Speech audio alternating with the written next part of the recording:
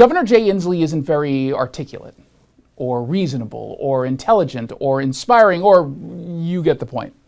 On COVID, he's been a train wreck. He's been leaning into insane rhetoric meant to shame, bully, or scare you into submission. That's not what leaders do. But Jay Inslee is not a leader. And that was on full display in his last press conference. 34%, as I've indicated, of Washingtonians today are walking around with a time bomb in their backpack because they're not vaccinated. And we've been fortunate to date by having some declining numbers, but that's not a certainty, particularly with this new variant. So it is possible that we'd have to take measures to increase that vaccination rate. You got that, folks? If you're unvaccinated for whatever reason, you're a domestic terrorist. He makes no caveats, of course. He certainly doesn't understand nuance, let alone be able to spell it. His own administration, though, acknowledges there are people who can't medically receive a vaccine. There are folks with deeply held religious convictions. So if you're immunocompromised to the point where your doctor says you should not get this vaccine, Jay Inslee says you're a terrorist.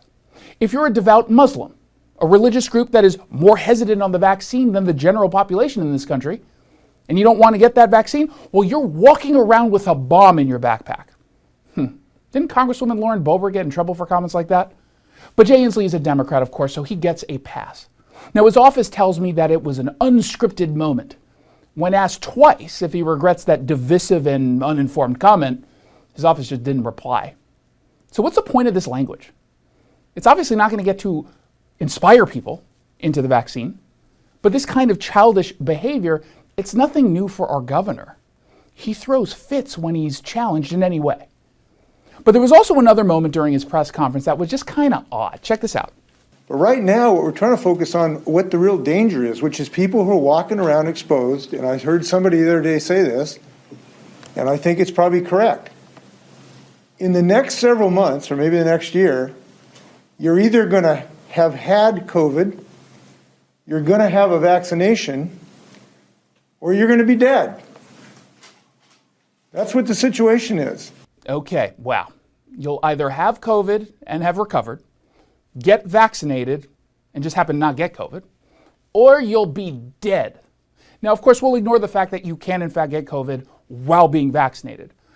But yeah, the silly statement is true, but also completely meaningless. Take out COVID and insert anything else. You'll either get the flu and recover, you'll get the flu vaccine, or you'll be dead. Now, of course, that dead part, it's not necessarily tied to the flu. People do die. It's just basic human nature. We tend to come to an end. But let's be clear, death is definitely not tied to COVID. Not the way that they want you to believe. The death rate for COVID, all in, which includes unvaccinated and vaccinated people, is under 1%. You've got a higher chance of getting COVID after being vaccinated than dying from COVID while being unvaccinated. Now, that doesn't mean you shouldn't get the vaccine. I think it makes sense for most people, and hey, you should get the vaccine in consultation with your doctor if you want it. I'm vaccinated. But the messaging continues to be as bizarre as it is hyperbolic. The vast majority of people who get COVID, they don't die. They don't even go to the hospital. But Jay Inslee, terrified of this virus because his age puts him in a particular risk category, wants you to think the 1% death rate is actually the survival rate. And by the way, you know who he heard that comment that he quotes from? Jens Spahn, the federal minister of Germany for health. Now, Germany instituted a nationwide lockdown for the unvaccinated, those people that Inslee calls domestic terrorists. They're only allowed to go to essential businesses like grocery stores. And German leaders are readying mandatory vaccinations in the coming months. It's curious where Inslee turns to for inspiration. Can't say that I'm shocked.